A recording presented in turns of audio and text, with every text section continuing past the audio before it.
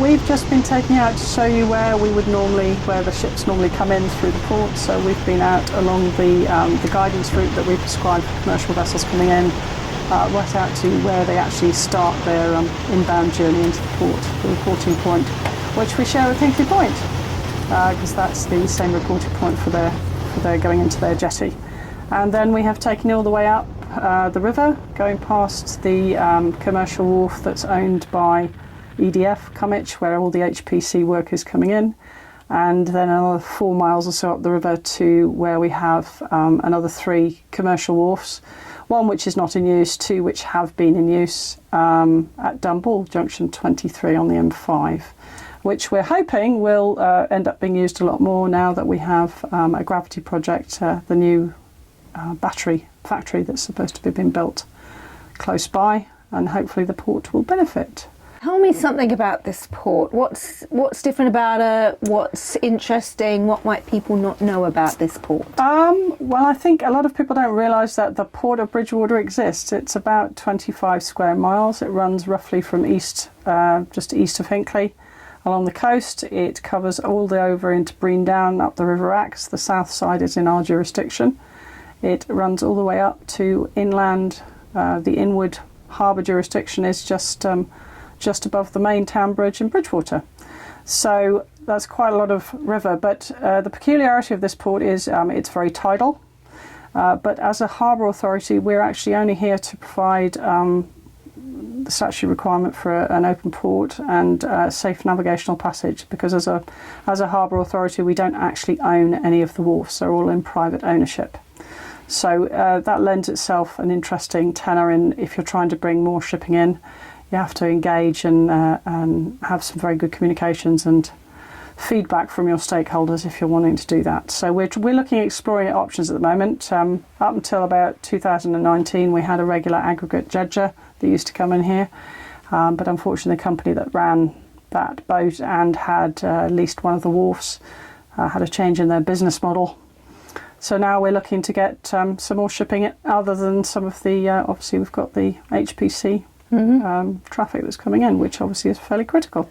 And what does that mean in terms of your day-to-day job and the work that you do? Well, I like being out on the water. I used to probably be out on the water a lot more, but we're a very small port and we have a very small team, so it is a bit hands-on deck. I'm sort of, I'd say, jack of all trades, master of none, which would be disingenuous really, but I have to do a lot of paperwork. I obviously have to keep up with the tides, the weather, ensuring if we get inquiries they're answered, whether there's statutory regulations, the maintenance that has to be done for the vessels and around the port, because obviously we've got conservancy with navigational aids, liaising with stakeholders, liaising with other people that have got parties. I had an inquiry about a random buoy somebody found in Brixham, but that had BR on it, which would be Bridgwater, and she's wondering if I could identify it. And amongst all of that, obviously we're also in an area where of outstanding natural beauty, and we have many classifications, including a triple SI. So we have to work with quite a lot of differing requirements and needs. So yes, it's very varied. I think you have to explain what a triple SI is. It is a special area of scientific interest, I believe it is. I can't remember the exact acronym, but essentially we have to work very closely with people like Natural England, the Environment Agency, and other interested stakeholders in relation to the environment, the flora, the fauna. If people know anything about marine pilots, they probably have a picture of somebody climbing up a rope ladder on the side of a ship. Is there something you think that about the job that people aren't aware of? What would you like people to know about being a marine pilot? You need to, being a marine pilot you can come from different leads. You don't always have to have been a master on a vessel. You don't always have to have been out at sea. That's how it used to be in the good old days. It would be people with local knowledge, local boatmen who understood the area and the environment they're in. Obviously with the change in the shipping industry generally and trying to bring up standards and that, people will look for the top end of any ladder that you've got, which is being a master and having that understanding. Because if you come onto a vessel, you're going to become part of the navigational team. Therefore, you need to understand how to integrate appropriately and also how to behave. You are, after all, there to give advice and guidance to the master on the vessel. And should the master have an incident or an accident and there was a drama, you can actually help and assist. And if you've got background knowledge, obviously that helps. In smaller ports, a lot of it is about local knowledge and knowing the local, the tidal currents, where you should go, all the rest of it that you do know, even in the bigger ports. But they have tugs. We don't have tugs. If we get into trouble, we've got to think outside the box because the water here disappears very quickly. So if you get caught, it isn't just about a question of, we've got a vessel that's grounded. We could be, if it's further up the river, we've got a vessel that's grounded and potentially could break its back. So you're always constantly, you possibly err on the side of caution if you're trying to get out, because at the end of the day,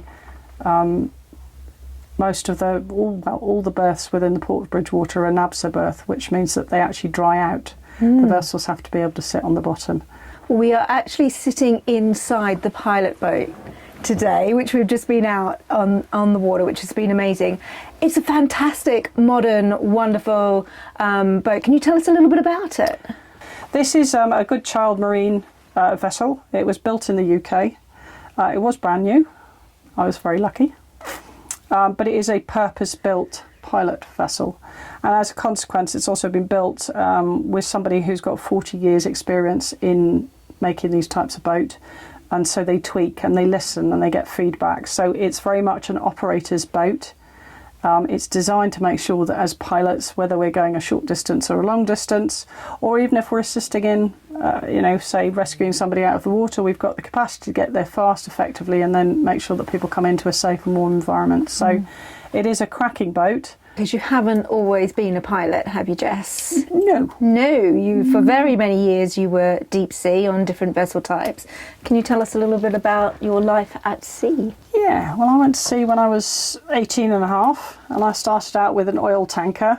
Oil tankers and gas carriers really for about 10 and a half years, where I went from being a cadet to gaining my master's ticket. I ended up sailing as mate. And for a variety of reasons, I took a change of direction and I ended up on cruise ships. And then along the way, I've done things like salvage. I was fortunate enough to work with Nick Sloan, who did the Costa Concordia. The job previous, or one of the previous jobs to that, was out in the Azores, which I was party to. So I learned a lot about tugs and towing, which has been quite useful bringing into this context. And then I've done a lot of things like, small boats and yachts, deliveries. And then when I came ashore, because I ended up having children, that's putting it mildly, but anyway, I ended up doing some sort of freelance work in relation to super yachts and doing some sea trials on the Azimuth Bonetti yacht that was they were trying to build for their 40-year anniversary.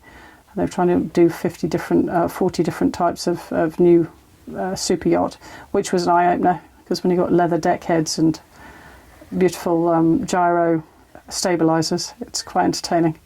It had its own issues. Plush. But yeah, it was very plush, and it's entirely different. And I had to learn to dress the boat up for all the clients that they were trying to look for. So that was again a very interesting, different tagline. So yes, lots of different things. It sounds worlds apart. So starting in tankers, oil tankers, and going through the whole gamut of cruise ships and super yachts and tugs. What was the continuity in all that experience, do you think? People, and the sea. The sea is a great leveler. It doesn't decide whether you are good at your job or not good at your job. It just works on.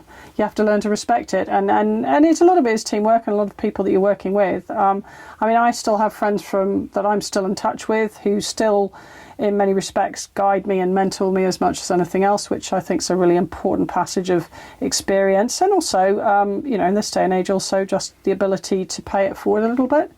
I do think that sometimes people just need to occasionally hear it that they're not, that what their experience isn't new. It might not be new, it's just how do you deal with it. And if you've got nobody that's within your own personal circle of friends, sometimes having somebody that you perhaps don't know but know through either the union or you know them through another society that you're a member of that is marine orientated, they can provide you with just perhaps that nugget of information that makes you go, oh right, okay, it's not that bad, I don't need to worry. Because you can be very critical, I think, if you're in your own echo chamber. So it's always important. Where's the favourite place that you've been as part of your job? At sea? Where's the place? I spent about a year out in Trinidad, which I did love. But actually, I loved Costa Rica. India's fascinating. Even going out, I mean, I've been very fortunate. My first trip, I went all the way up to north of Vladivostok. Spent for my first Christmas, and I remember that because Which is Russia for Russia, all those yes, people who for all don't those know. people that don't know, it's on the eastern side of Russia. Yeah.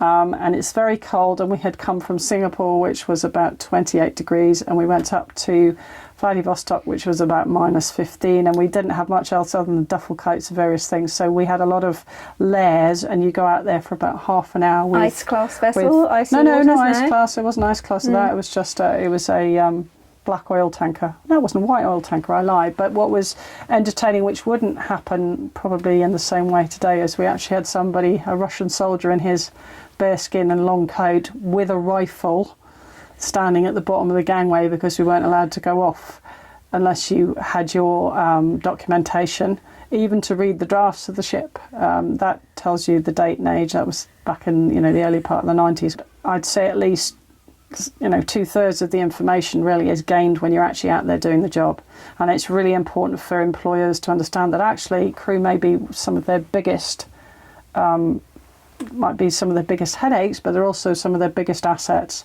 And that's the thing that I think gets lost, is that actually people, crew, officers alike, if you invest in them, you will usually get a much better return. You'll get, there isn't the same sort of idea of loyalty and staying with the company forever, because the shipping industry itself has changed in the way it perceives what it wants from people who are coming in to manage it.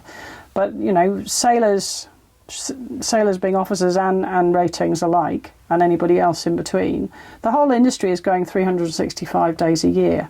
It doesn't stop. People tend to forget that any type of shipping is facilitating their lives, inland or otherwise, in many, many different continents.